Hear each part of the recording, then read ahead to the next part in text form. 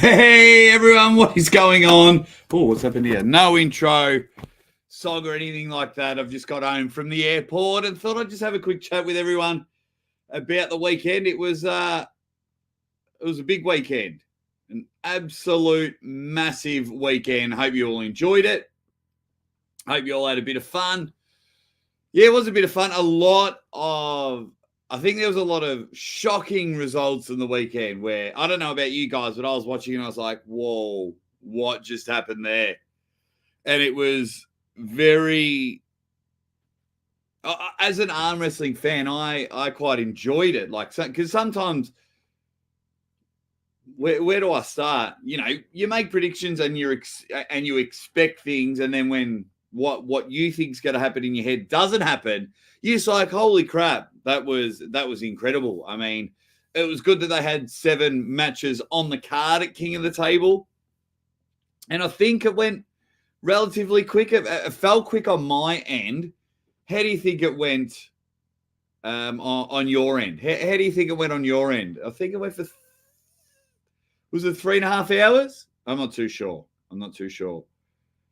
I can't even remember because, like, I literally flew in. I'll tell you how my weekend went, and then we'll talk about the event itself. I arrived Friday afternoon, had a 2-hour meeting, had to go get. Then I didn't even check into the hotel. Went straight to a meeting. Then from the meeting, it was go to my room, quick shower, put my suit on, and then go back downstairs where we're all waiting to catch the bus to go to the venue where we had the rules meeting and then the press conference. After the press conference, I was pretty knackered because I was bordering on 40 hours without a sleep, or maybe a 2-hour sleep. And so had a bit of a nap. Saturday morning, had breakfast with, who did I have breakfast with? Michael and Rebecca, which was cool. Who else? Ryan Bowen came and joined us. Neil, Pickup, James, Statham came and joined us. So that was pretty cool, having a laugh and a chat with them. And then went out for lunch, and then boom, suddenly it was showtime. Showtime happened, which we'll get to. And then I think we were having dinner at 2:30 in the morning because we were all pretty hungry. And then I was at the airport at 6:30 in the morning. Myself, Ray, and Haristo, one of the refs. And then on a plane, boom, arrived just a couple of hours ago. And I thought, I'll chat with you guys for an hour. And then I'll head off. But yeah, you can see in there, what was your favorite part? And the Drew reckons it was the Monster Michael Todd match. That was impressive. That was a cool moment for me, for Michael Todd, because, you know, 5 years ago, you know, I'm watching Michael Todd on ESPN here in Australia. And so, like, I'm having breakfast with him, I'm commentating his match live, and then interviewing him after his win. And what an impressive win. It's funny. Now, I don't know if this has happened to you guys, but it's pretty funny. We sit there and we watch everything, YouTube, the pay-per-views, and it's amazing how in the back of my mind, my predictions change when I see the athletes in person. And I'll go through that all in a moment. Joe, my man, he loved the Vitali versus Camille match. That was fun. That was exciting. Camille put up a really good fight. But Vitali, man, he is one giant human being. And he sent me a photo of him back home in Siberia, minus, I think, 45 degrees, he said it was. I'm going to guess that's Fahrenheit, but he was just all covered in snow. So we'll go in there. Tall Paul Hutchins, I'm going to have to say Monster Michael Todd or Paul Lynn. Phil Woody's in the chat. What's going on, Phil? Revas, Las Vegas. I had to throw it in there once. I couldn't help myself. Yeah, I'm home. I'm home at the moment. And I think I'm going to have some time off. We'll see. It's hard when the phone rings. But I might have some time off. I want to focus on some things back home.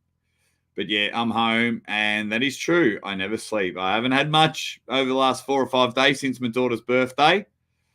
Ryan, how you going, buddy? Monster Michael Todd was his favourite, which was good. What else have we got? Let me go down. Great event. Though the matches weren't all that competitive, you and Neil looked the business. Really good announcers. Thanks, mate. It was a lot of fun working with Neil. It was a lot of fun working with Ray. And I quite like Core Sports. I really like King of the Table. Just a lot of fun. I have a lot of fun there. But yeah, unfortunately, we thought all these matches were going to be bangers. And sometimes it's like, we just don't know. We really don't. We guess. I thought going through them all, I thought there was going to be a lot of 4-2s, 4-3s, and then just sitting there. A lot of times, myself and Ray, myself and Ray, and myself and Neil, like after a lot of round ones, just went while we were commentating. It was pretty good. Ready bang, says Johnny Cooper. Paulini's becoming a super beast. He looks incredible in person. He really does. Great dude. He is exactly how he portrays himself on the internet. Just a class act. I really like him. Looks like that Henry Kidd's prediction method didn't do too well on this one. I didn't see his predictions. It seemed to be going. Pretty well. But we'll see in there. What's next for the Australians? Well, Mario Tambakis, which I'll probably break down a bit more tomorrow. He just beat Raymond Antonovic from Latvia in a tournament at Arizona. So I'm happy with him. All righty. So opening matchup, we had Ryan v. Schoolboy. Ryan came in lighter than Schoolboy. Schoolboy is a big human being, but Ryan was probably was he his biggest? He was strong. I mean, hindsight's a wonderful thing. Not sure if he should have gone the Kings 4 rounds in a row. I'm sure if you ask Ryan, he'll probably say the same thing. But to go the Kings 4 rounds in a row wasn't good. You saw when he tried to go for the press or the hook, it was much better. You just, for someone that has a very high arm wrestling IQ, you just pick the wrong game plan. You know, you get a fuzzy brain. I thought he was going to win. I thought he was going to hold him off, but Schoolboy just had a lot of power. You could just see him take everything, and it really put Ryan in a compromising position. So, yeah, where does Ryan go from here, from the aftermath of that? I guess wherever he wants. Ryan, people want to watch Ryan, whether they want to watch him win or they want to watch him lose. People want to watch Ryan at these events. So wherever Ryan and Schoolboy go next, Schoolboy called out Ron Barth and Lachlan Adair afterwards. Called out. I shouldn't say called out because I fed them the question, who would you like next? So Schoolboy would like to have a match with Ron Barth, and he'd like to have a match with Lachlan Adair. So I wouldn't hate those 2 matches. If I were Ryan and he wants an international match, I'd have a look at that round robin that happened on the weekend, because a lot of those guys could sit at 100 kilos and Ryan could get down to 100 kilos easy. So out of all of those, was there 12 guys in that round robin at Arizona State? That's where I would go for Ryan. That's where I would go. Monster had the best entrance. There you go. What else have we got? Cheers, says Queenslander. What up? GB19 says Aussie and Neil duo like John Lennon and Paul McCartney.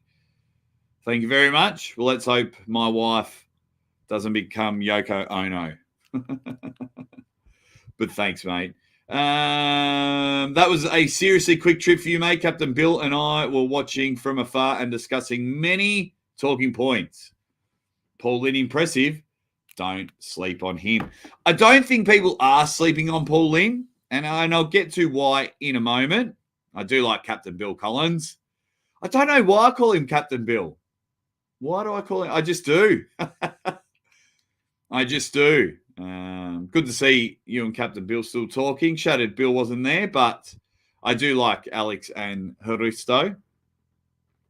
So the second match for me was one of... There were so many dominant performances, but Georgi Zurinov was fantastic. He's right up there now. He takes Revas, Las Vegas. He takes Revas' position.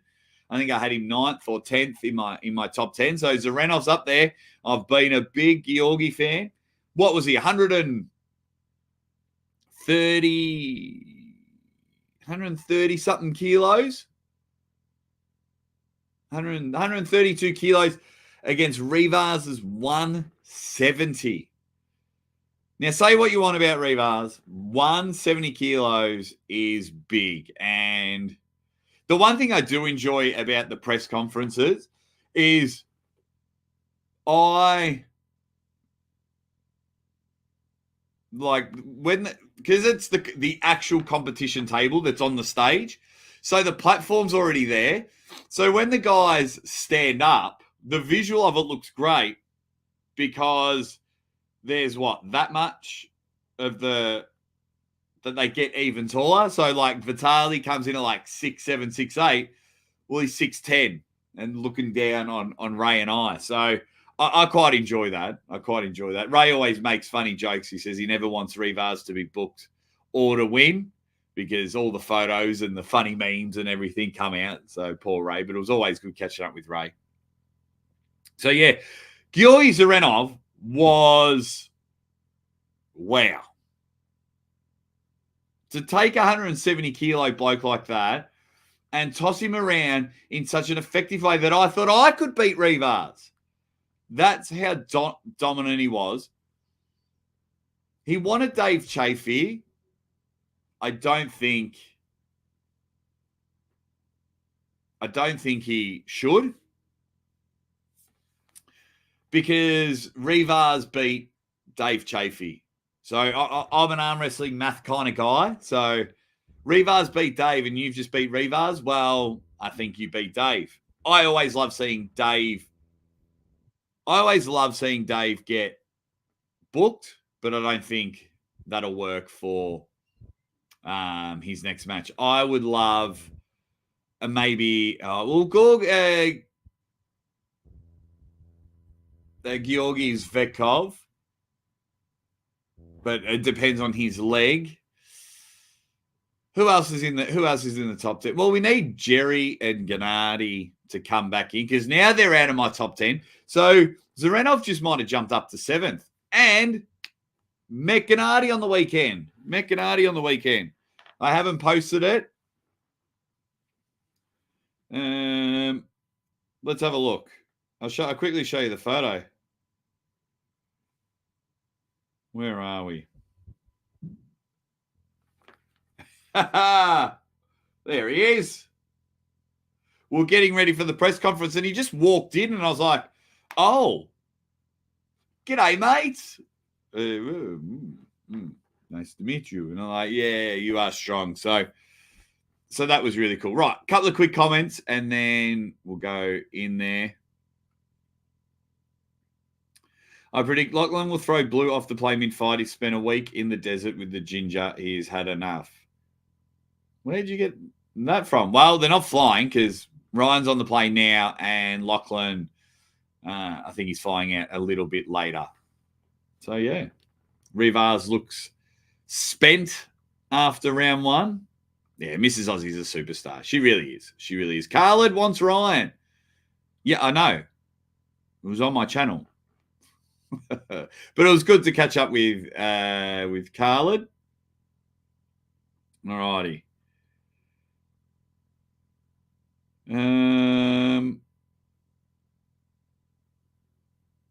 So let's break this down. Just me or Daniil pick up and Coach Ray mix like peanut butter and tuna at commentary? I think they work well. Neil being the color, loud and attacking, and Ray bringing it back down and have a chat. I even thought they'd beef for a second. Ray told Neil to be quiet at one point, which I thought was disrespectful. I don't, because I had the earpiece in me when they were commentating. I don't remember hearing that, but I was like enjoying the matches and probably talking to people, so I didn't hear that. But they're really good friends, so it would have been fun. Neil would have just been in one of his zones, and Ray just being his mate. They're very good friends, very good friends. So I don't think it. And I like their commentary. I think it does work. There's a few pairings I really like, and there's some pairings I don't like. That is for sure. Okay. But it was good to work with Neil for the first time. What did you guys think of Neil and I working together? I'm always just in the moment, so I'm kind of like, well, I like working with everyone. And then afterwards, like a few days later, I'll break it down, or I might rewatch the matches and go, meh, I don't think maybe I didn't like it. So, but I did. I always like working with Ray, I think, because Ray and I get along. I've spent a lot of time with Ray in multiple countries now, whether we've been in UAE, Norway, USA. We just always, and now we've been rooming together lately. So we roomed together at the last two King of the Tables. The last two. All righty. Hi, Jake. I wish the crowd was a bit enthusiastic, and I wish the camera wouldn't point at the empty seats. Well, it's hard when some of the seats are empty. A lot of people came in late or like on time, because I was sitting there and I was like, whoa, where is everybody? And then as I was doing my monologue, like a wave of 50, 60 people came in. So one stage they were chanting for Paul Lynn. That was cool. Not for Australian bloke, but they were like, let's go Paul Lynn. Let's go Paul Lynn. But yes, I think I've always said it. When you are like filming, you need to have your most enthusiastic people in the camera shot. So if you're filming the match and you've got some seats there, don't have the girlfriends and things like that unless they're very vocal, or the wives or the ring girls. You just have the true diehard fans. And I was having a chat with a lot of the locals, and I think I might have solved this. I was having a chat, and even though I've told them they're allowed to cheer and everything like that, I thought they had the same view as Japanese. So sometimes, like when you watch pro wrestling or sumos in Japan, they're just very respectful, and they sit there, and if they enjoy it, they just, wow, this is incredible. So they're not sure what they can and can't do. So I think at the next King of the Table, if I'm there, I will sit there and say, hey, everyone, during the match, you're allowed to cheer for your favorite athlete. You're allowed to get up off your seat and throw your hands in the air and have a chat. Maybe we might put some clips on the big screen before the event and say, hey, you can jump up and down. Okay, what have we got? Yeah, he's coming. I like him. I've been a big Zurinov fan for a while now. Okay, what have we got? We'll get to future matches in a moment. We'll get through what we want for the King of the Table. Hi, Ozzy. I like your red cap. Yeah, it's one of those Mac ones. I thought I'd wear it for now. Okay, let me scroll down. I picked Zurinov to win and didn't think it would be like that. I picked Zurinov as well. But just because I was a Zurinov fan, it was more, I hope Zurinov wins. Did I pick Zurinov? I'm pretty sure I picked Zurinov. No, maybe I picked Revas. Well, I love Georgi Zurinov. The Flex Cam was a fun addition. It was a fun addition this time because a lot of people got involved. It was a fun addition. And the guy that won showed his present to everyone. And I think he thanked me about 1,000 times. So everyone to get in there. That's good to hear. I felt like Ray could not keep up with Neil's expertise and humor. So he got salty. Nah, I don't think it would have been that at all. You work great with anyone, Jake, even Ray. Ray's really good. I like Ray. You and Neil, an absolute dream team. Love you, Jake. Oh, thanks, Cole. Thanks, Cole. Okay, so let me just scroll down. Yeah, it was hard.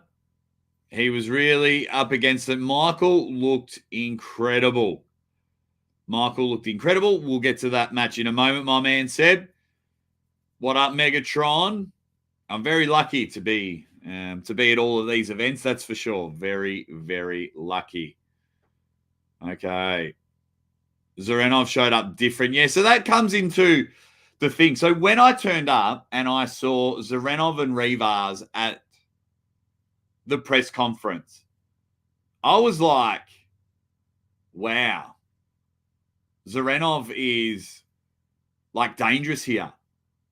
And I thought Revas 170 probably wasn't built properly. Like, I'd rather be a 132 Zurinov to a 170 Revas. No disrespect. He was just in much better shape.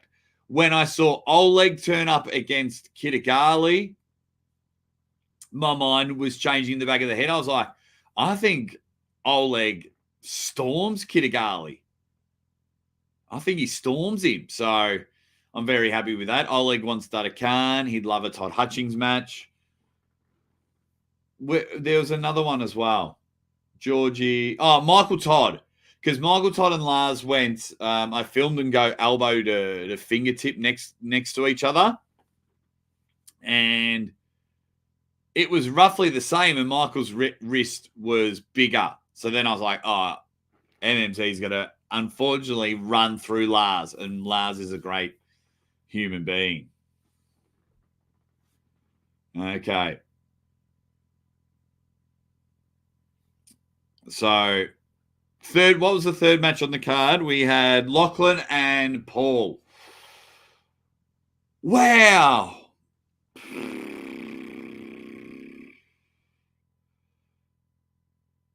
Paul Lynn was dominant. Just suffocated my man Lockie. There's not much else you can say. He suffocated Lachlan's A side.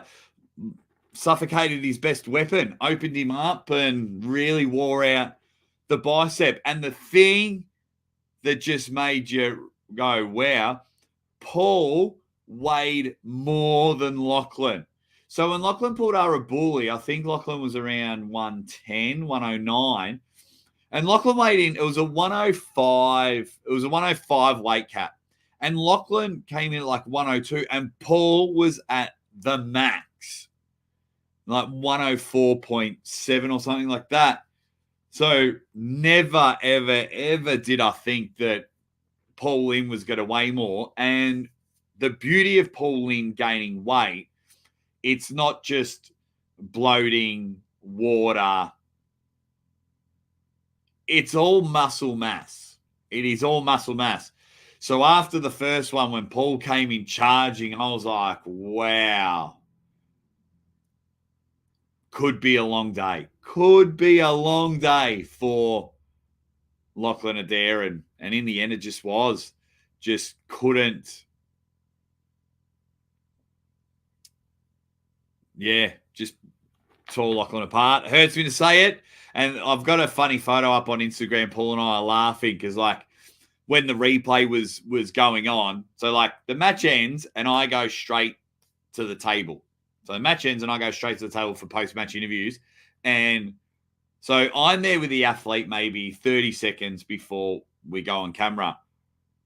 And I just turned to Paul and I just went, I fucking hate you. And then we both started laughing and hugged and things like that. And it was brilliant. I'm with you, man. I'm with you. I think we were all surprised. I think we were all surprised. How long does it take Jake to get over jet lag coming all the way from Australia? I think you have the longest trip. The Dubai one, out of all the events that I go to, Dubai is the shortest for me. Dubai's the shortest trip for me. It's only one 14-hour flight. Only one 14-hour flight. So I like it. I think that's another reason why I love going to Dubai, because it's just one flight where at Knuckles Up, it was 3 flights, 24 hours. It is long. I don't believe in jet lag. That's probably why I get over it. Not much, hard to beat a guy with his son in the crowd. Certainly extra motivation, that's for sure. Yeah, alrighty. So that was the third match. Fourth match was Monster Michael Todd and Lars. And that was a match when I observed them both when I got there, like before the press conference. Lars is a quieter guy. He's a great guy, but he's more of a quieter guy. But that confidence when I saw him against Mateo Arangi was different. His body language was different.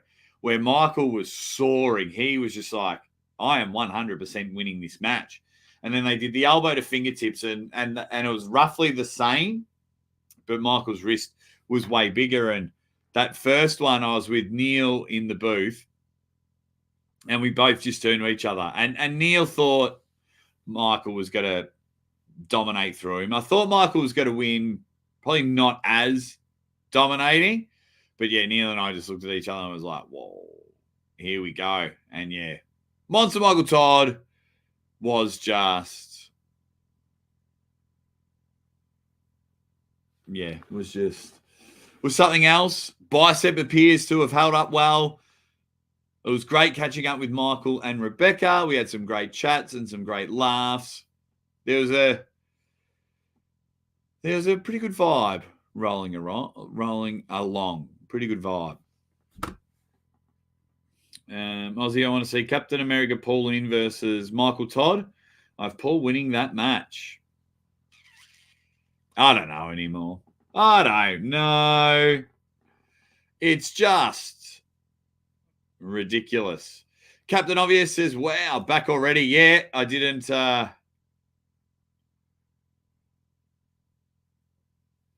Yeah, I don't mess about. Fly and fly home. 2 girls that are 2 and under. And I just love being at home. I love being at home. When the girls are older, and if I'm still in arm wrestling, then they'll come with me and we'll do some sightseeing and things like that and stay a bit longer. But it's fly in, fly out for me. If I can fly in, get some good content, chuck it on there, do a good job if I'm either presenting or the press conference or in the commentary booth. If I could do a good job then, get myself booked at other places, and then it's get home to my family as quick as possible. That's how it is. I did see that. I actually saw it live. I was watching it in the car with Ray on the way to the airport. And I was like, Lockie, come on, mate. Come on. How's Dadakan versus Michael? Well, the winner of that, Michael, was, I think, guaranteed a title shot at the 115 kilos. So even Monster, I believe Monster said after his match that he couldn't have beat Dadakan then, but he's got 10 weeks of training to be the world champion. So, which is there. Jake, in your opinion, how would the match between Ivan and Alazan go? Oh, well, if we get time a little bit later, we'll have a chat about that. I just want to go through the King of the Table. Card. There's a lot of talk about Lachlan being fake. There's nothing fake about Lachlan Adair. Trust me. There's nothing fake. There's nothing fake about it. So where were we? So that was match 4. Match 5 came in. Oleg Petrenko. What a performance. I think I only know one person that said that Oleg Petrenko will run through Kitagali, and that was Coach Ray. We were at we were waiting for the press conference. Yes, we were waiting for the press conference. Everyone's just hanging around, having a chat, a laugh, and like talking about the rules because we've got the rules meeting.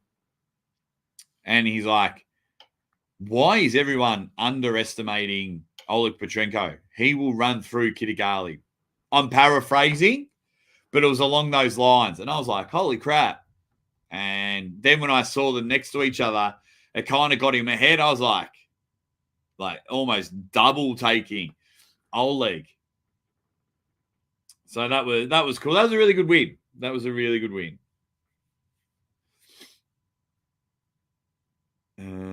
Okay, people talking about Monster and David Dadakan. Oleg was outstanding. A lot of people didn't expect that.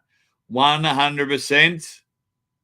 And I'm one of them. I am one of them. I was just watching and went, wow. Yes. 100%. Yes. Yes. He is huge. So, yeah, just pure domination. I've never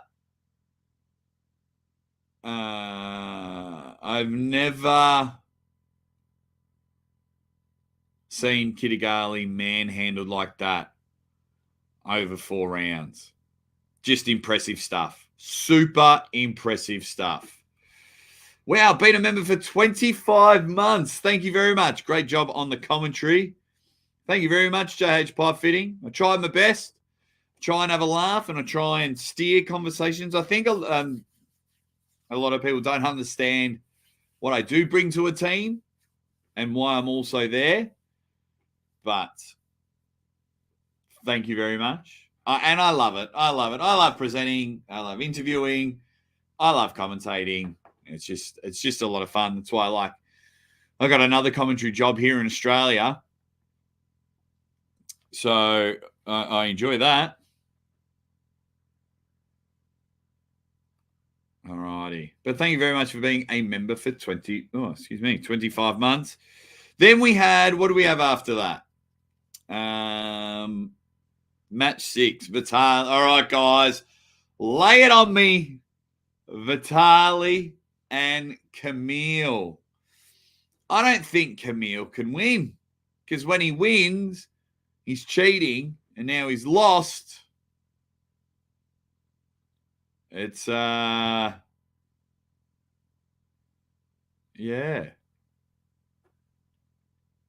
When he lost, everyone was saying he got robbed. So, yes, Jason is a good dude. I know who you're talking about. Thank you very much. There's a great place in Adelaide, in South Australia, Limago. That's where I got that suit from. They gifted it to me. It's personally embroidered under my collar and on the stitching on the inside. Yeah, it's very comfortable. It's beautiful. Camille was robbed. What is your other commentary job? So every Saturday when I'm not away, I commentate Aussie rules football here. Down on the coast. There's a very good league. It's like the 3rd best league in Victoria. So I commentate that. I only just started this season. So I've done 5 or 6 games and absolutely love it. It is so much fun. It's a nice relaxation. You just forget about everything. And, you forget about and you forget about arm wrestling, but not in a negative way. But you got to understand, it's all I've thought of for 5 years straight. Arm wrestling, arm wrestling, arm wrestling, arm wrestling. And then, of course, there's the silly politics. I went to jump in someone's live stream and just saw a whole heap of idiots telling lies and talking shit about me. And I jumped in and I read it. And I was like, I just got home. I can't be bothered with. I'm sick of this. Just all the lies and everything that we're saying in the chat. But that's okay. They can have their chat. So I read it and it's like, no, I'll just, all right, I'll just come back and make sure everything's all set up for my show. Thought, fuck them, like very petty, but that's okay. That's who they are. So the break from that is always good. Barney Rubble, I'm a fan of both Ryan and Lachlan. Same here. What was your honest opinion of the Aussies' performance? Just wasn't their day, man. Just wasn't their day. I said earlier, Ryan chose the wrong path. He knows that. I think, actually, I'm probably saying that because Ryan probably told me. And you just saw it in the later rounds against Schoolboy. And Lachlan just got outgunned. He brought his shotgun, and Paul Lynn just had a bigger, stronger shotgun. The one thing we were worried about with Paul versus Lachlan was Paul's speed. Because power, we all know Paul had the power, but when he gets the jump, that's all it was. So just wasn't our day. Just wasn't our day.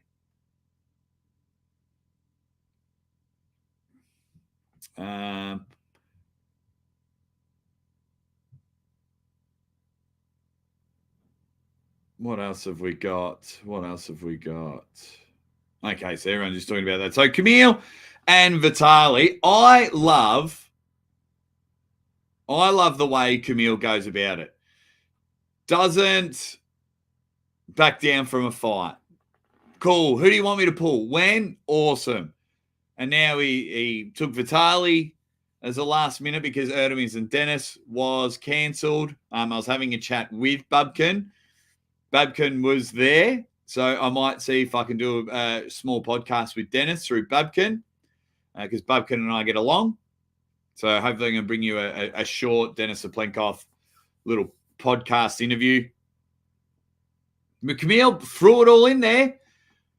Fouls or whatever can get very, very frustrating. But Camille threw everything there. And Vitali Larratt is the real deal as well. And so is Camille Jablonski.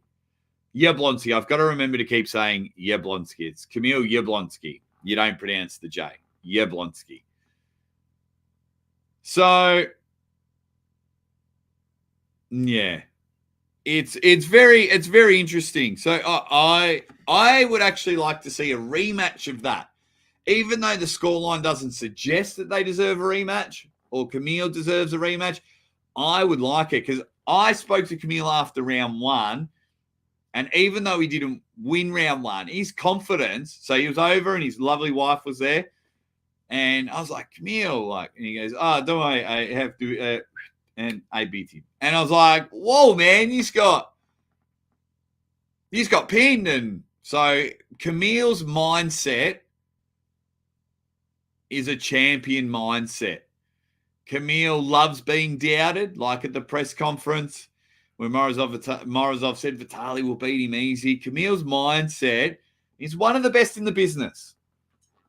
And I know a lot of people are starting to hate on him, but just remember, he takes matches last minute. He was at Knuckles Up, and Devon needed a left-arm match, so he goes and pins Cody Merritt, and then he goes and pins Devon. We needed a match to replace Artyom and Dennis. Camille's the first one to put his hand up. He'll be pulling Travis Bajan in August. I know he wants a little bit of a rest. I was talking to him afterwards. He wants a little bit of a rest. But he looks pretty good. All righty, let me just quickly go back. Where was I? Paul Lynn was freakishly strong.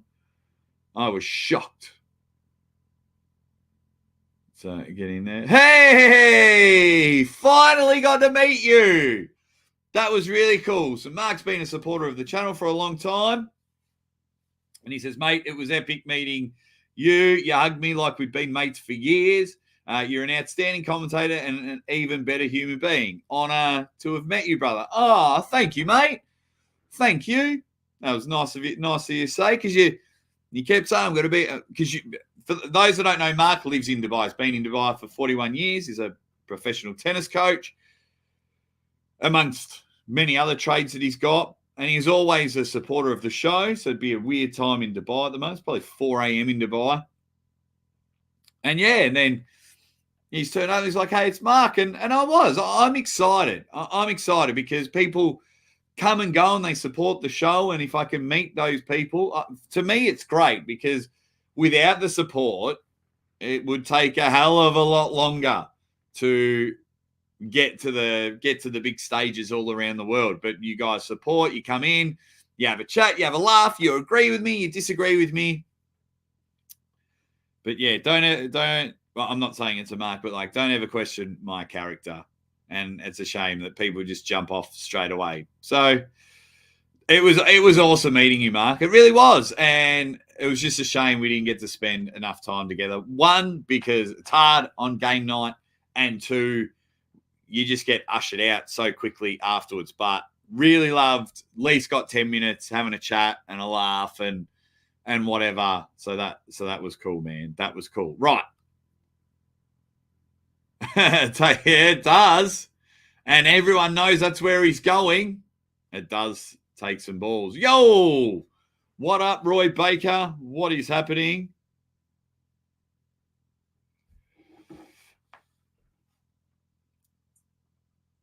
What is going on there? You want to see the semi-main and the main at East versus West? Okay, what else have we got? Everyone's just all talking to each other. I miss old Larry Wheels to buy gym videos. They were pretty good. Vitali's a great dude. Massive heart. Camille is also great. I think the match was good. Looking forward to Vitali versus Artyom. Same here.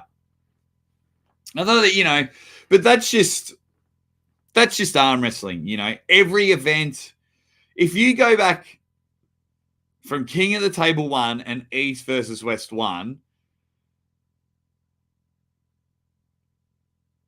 it's very interesting because we're always going to find something wrong with the refs. Now, whether it's because you're just a fan of the athlete or you're a purist or you don't agree with the rule set, it is interesting. I think one thing we probably need to do for King of the Table, and I'm sure it's going to happen at the next event, King of the Table and East versus West, because they're business partners and they organise matches together.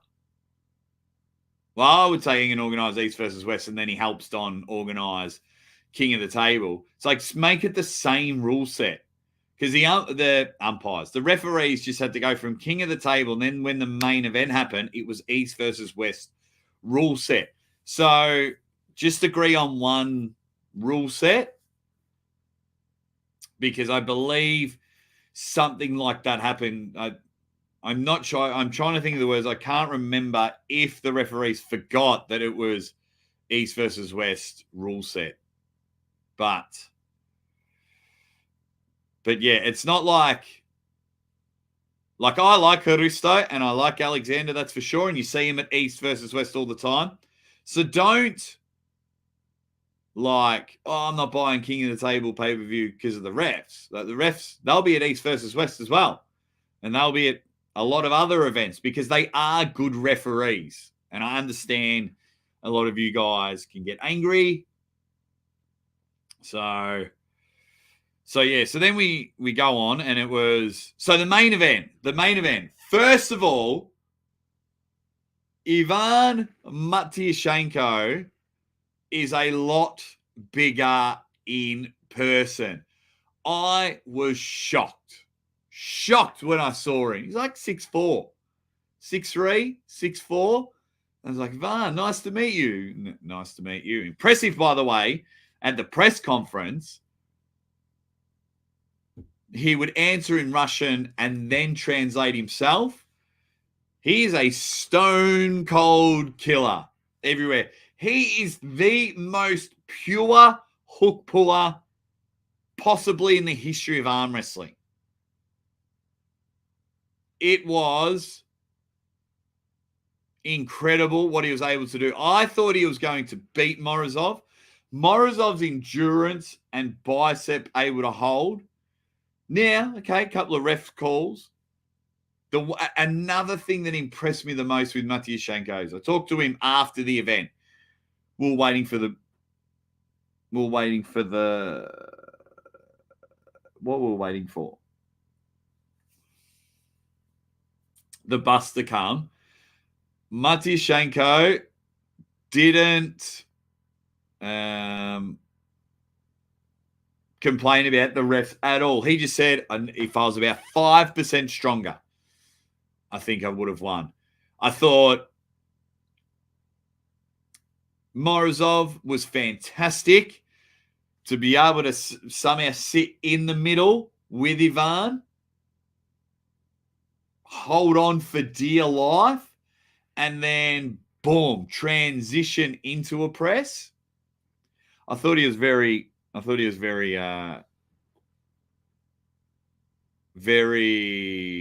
was very humble in defeat. Ivan was humble in defeat. Morozov was fantastic during victory. Matyushenko is a beast.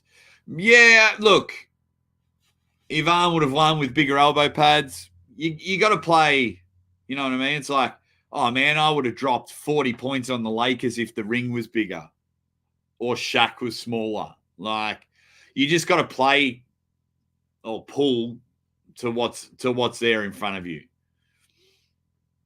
You know, Lachlan would have won if he was allowed to start early and was a lot stronger. You know, I get what you mean, Nate. I do get what you mean, though. I was introduced to Paul Lynn and then each of his traps separately. Yeah. Yeah. Just trying to, oh, geez. Scroll up. Geez, I've missed a lot. Anyway, we'll go back down.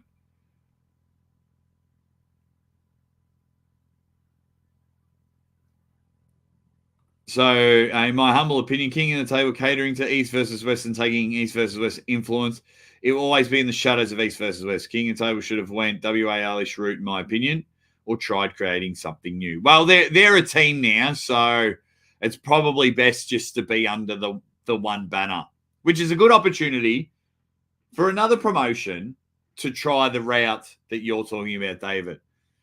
I quite liked them when they're separate, and they still have their niche. I'm saying it like no, they still have their niches and differences about them, but now it's all under the one banner. It's all under the one banner. It's all, and I don't. That's not a bad thing. It's definitely not a bad thing, but it's now like because Don and Engen are partners. It's like, right, well, let's go. Now we've got to make everything the same, because if we're going to have East versus West championships defended on King of the Table, then just make it all the same rule set. Would you change the name? I know we spoke about this. Was it the start of the year? But yeah, anyway, I understand what you're saying, David. I understand. I want to get back to the main event. Matyushenko is super impressive. As a human being, he was brilliant. Just pure, delicious hooking. And that's why he's the hook master. But to make Morozov red line and get pins on Morozov was one of the best things I've seen in arm wrestling. It really was. And I was honored, and thank you, Core Sports. Thank you, Don Adres. I was there live to see it. And there were some amazing moments that I was able to appreciate over my arm wrestling career so far.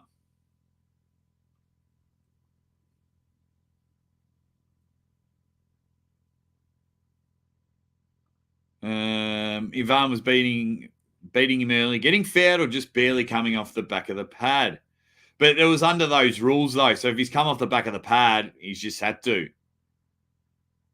But, yeah, I understand what you're saying.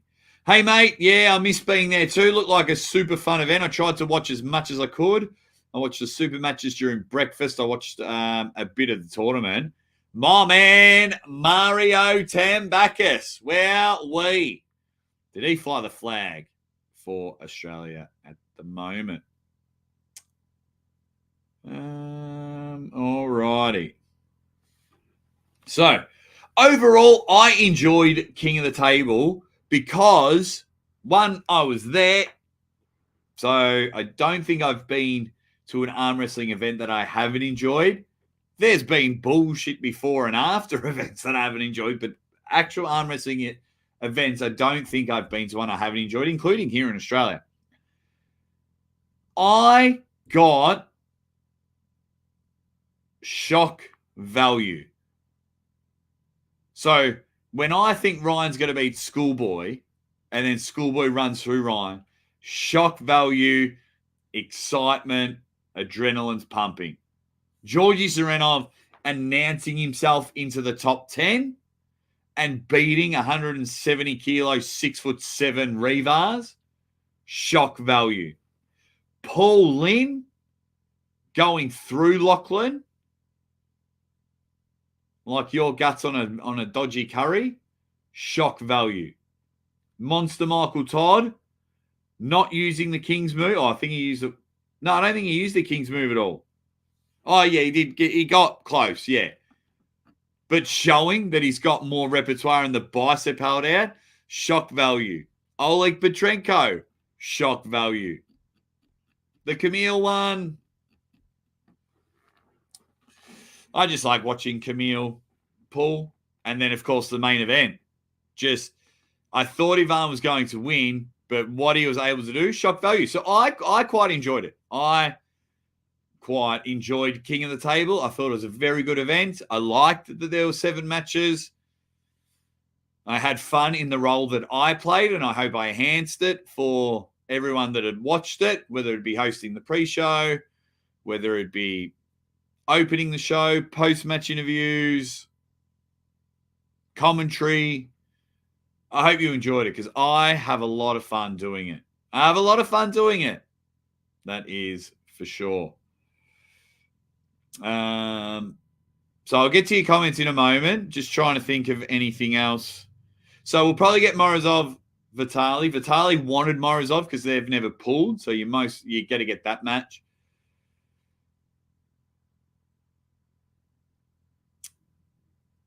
I'm just trying to think.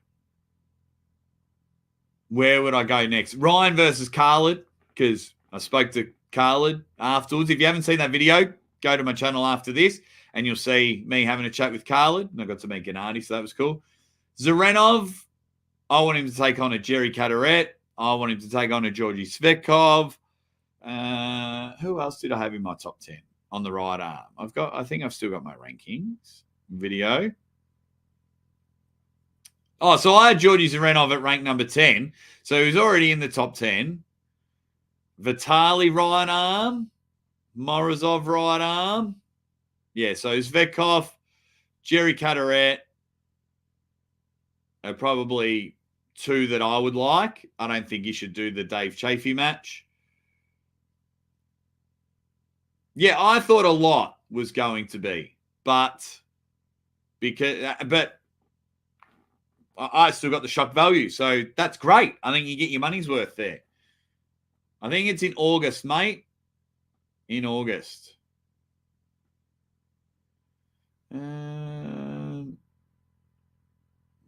Morozov's endurance is unbelievable. Is your head a measuring device? I like to show how big people's hands are. Okay. So, for an event with a lot of blowouts, it didn't feel that way at all. Awesome event. Phenomenal work, Jake. You can tell you're having fun. That's what I love. Thank you, buddy. Thank you very much. Mate, I only bought the pay-per-view for yours and Neil's commentary. You were there. Mark was there, so that means a lot. Spoke to Georgie the other day. He's getting better every day. Could be a while. It could be a while. So for those that are coming back to watch it later, that's kind of like the end of King of the Table chat. And now we'll roll into a bit of a, what time is it? Okay, maybe 10, 15 minutes of Q&A. So throw your questions in there. If you asked like a question earlier and I missed it, maybe rechuck it in now, and I'll get through some questions, and we will go from there. Kadecha versus Zurinov. Oh, who knows?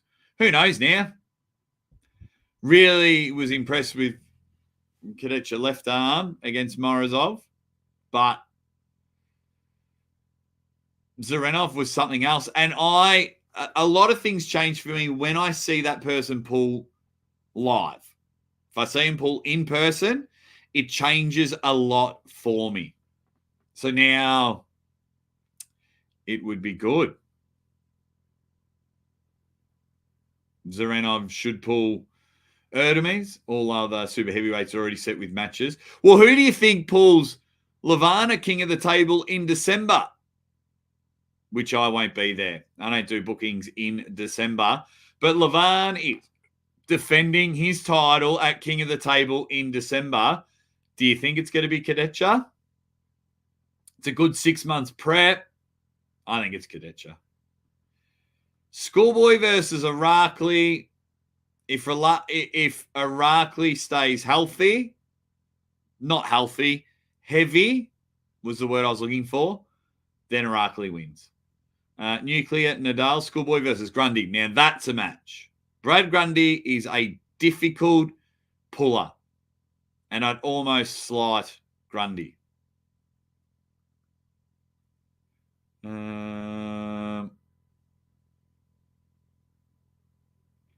What else have we got? So, Turd, I understand this, right? But Michael and I were talking about it. And if you go through the list, can anyone get up the, where would I find it? 115 kilo East v West rankings. We were talking about this 4 months ago.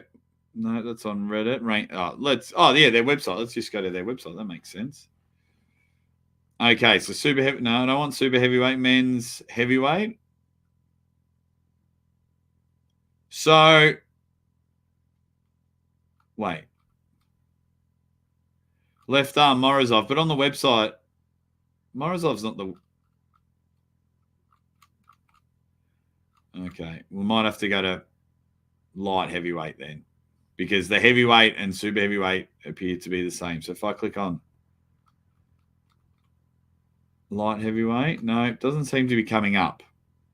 I've got 2 more seconds or I give up. Here we go. Let's try Instagram. Okay.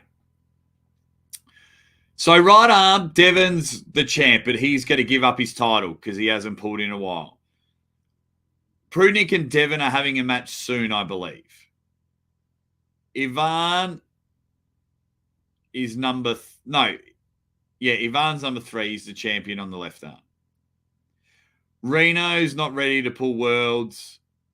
Michael and Sandris I like. Now, Michael's just beaten Lars, so it drops him up to 6th. So, do you want him to pull Ivan right hand next? Or that's the wrong one. I want 105 rankings. But that was the one because Dadakan's the 105, isn't he?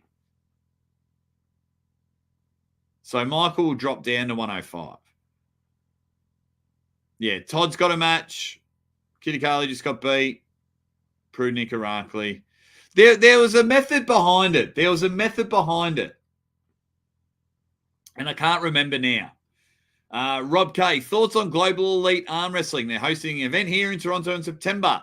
Main event, Pablo versus Cody Merritt. I like anytime arm wrestlers start a promotion, I'm happy with it. I will support it. Magda's fantastic. I'll support it. I'll watch it.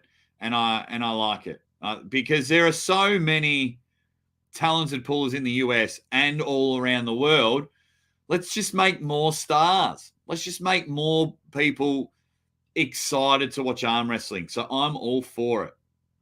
Keithy, who do you think Lachlan and Ryan can practice with an Australian to improve themselves? Ricard Bourneman is one. Mario Tambakis is another. Ready bang, you're great as always, Jake, carrying Australia on your back. I would say Mario carried Australia on the back, but thank you very much. Thank you very much. Is Paul Lynn the reigning king of Australia? Yeah, maybe. He'd be a good king if we had kings. If Artemis doesn't pull until December, does he deserve a Levan rematch? Well, he's, in my opinion, ranked number 3. You got Levan, you got Devon, and you got Artemis. Levan beat number 2, so why not Artemis? Levan's got to defend his title. He's looking to have the second match in a year. It'll be Artemis, it'll be Kadecha, it'll be Morozov. It'll be one of those 3 that will pull him in December. Does Carla deserve a match with Ryan? Yeah. Ryan can say no just because he's called him out, but why not? Like who? Why not? Carla wants it. Who does Camille pull left hand? Travis Bajan. He pulls Travis Bajan.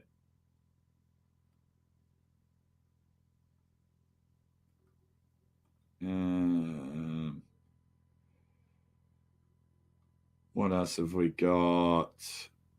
Natural relaxing effect wasn't happy. This is Matyushenko got robbed. Okay. What else have we got? What else have we got? Everyone's just having a chat. Hey, Jason Fountain. Hey, great show this weekend, Jake. Thank you. I thought Kicking the Table did very well.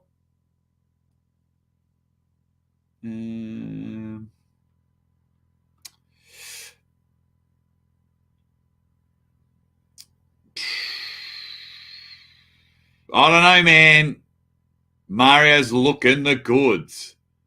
Mario is looking the goods. I'd like that Ricard versus Schoolboy. I would like it. Give Ricard a couple of more months. I think that'd be a fun match.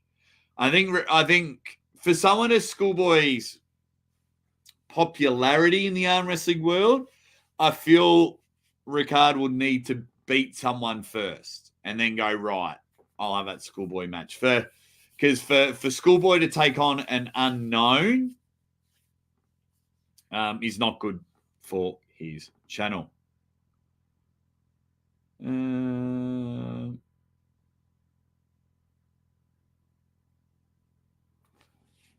Mario always carrying the Aussie flag when he leaves the island. He shows up and wins consistently. Yeah, he wants to pull Ron Barth. He wants to pull Ron and Lachlan, which is good.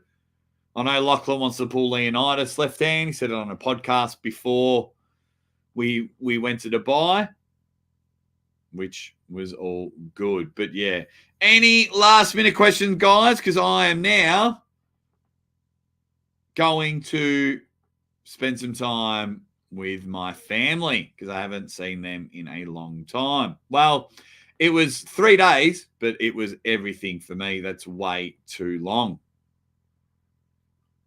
Nikolai's in the chat and he says, it was great seeing Monster Michael Todd crush it. How you going, Nikolai? You dead set legend. Hope you are up and about. Hope you're living the dream, my man. Hope you're living the dream.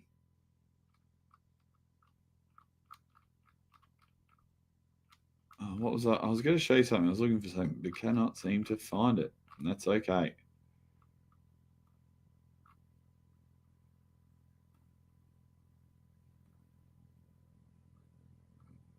How's baby number 2 under 2 if baby number 1 is 4 months old now? No, I have a 2-year-old. I have a 2-year-old and a almost 6-month-old. Are you going to the East versus West of being in the US this year? At this stage, no. At this stage, no. My next trip to the US is in September for Knuckles Up. Knuckles Up 4, I think they're up to now. So I'm pretty keen on that. So Knuckles Up 4 is my next trip. So at the moment, I actually have June 1st was king of the table, but June, July, and August, I have off 3 months. So a part of me is like, don't take any bookings. You've just had your 6th trip in technically 5 months. 6th trip in 5 months. Rest. Commit to dropping that weight that I tried to do in the members chat, and I've just been a little inconsistent. If I have like 3 months at home, work on my footy commentary, some other projects that I've got going, and just have a really good 3-month stint at home, because it's like almost 5 weeks in total this year away from my family. And when my youngest is 6 months old, like I've missed over a month of her life. And at this age, I want to be around them as much as I can. Right. A few more. Just living a busy life. Good, my man. Knuckles Up's always amazing. They're great. So a couple of people asking if I'm going to be in Orlando. No is the answer. But if you guys message East versus West and say you got to get Aussie over, could influence it. That's how I've been able to get to where I am now, is from you guys. So at this stage, no.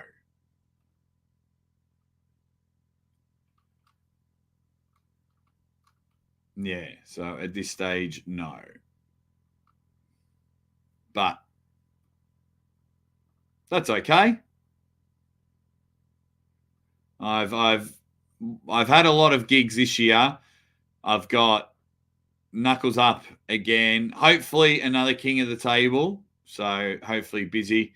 And if I don't travel again, or if Knuckles Up on the 14th of September is my only one, then that's okay as well. Then that's okay. I've done pretty well this last 2 years. And I've been pretty honest and open about my family life, and it can be tiring. It can be very tiring. That's for sure. It can be very, very tiring. So, and because I'm trying to do all these other projects as well, I've probably run myself into the ground a little bit. So sometimes when you come onto a live stream and you're like, Aussie, you're not bringing the energy as much. I don't know if it's happened, but sometimes I can feel it. And sometimes arm wrestling politics can weigh you down as well, where I just want to turn up. If I'm invited, I want to turn up, I want to commentate, I want to have a laugh. If I do a live show, I want to say my opinion, read a few comments, have a laugh. If I make a video, I'll huff and puff because I have to edit the video, but I still enjoy making them. And we go from there. I'll still get guests on the show and we'll have a chat, whether they'll be a live show or recorded. But things are going great. Don't worry. Mrs. Aussie Arm Wrestler and I are as strong as you'll ever get. We're madly in love. I think we sent a total of 200 messages whilst we were away. My girls are going brilliant. They're healthy, which is the number one thing. My wife is healthy, for those that were there during the cancer battle. So everything there's fine. The footy commentary is kicking goals. So I'm really happy about that. T-shirt sales seem to be picking up a bit, which, of course, I'm happy with that. What else is happening? And, yeah, so now if I stay at home these next few months, I'm really going to attack the members section. And see how we go. I've got to message Uncle John to see if he's back from Arizona so we can have maximum bang.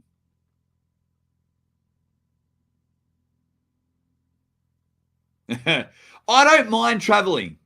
It's the waiting in line to get your tickets and the waiting, like if I have to have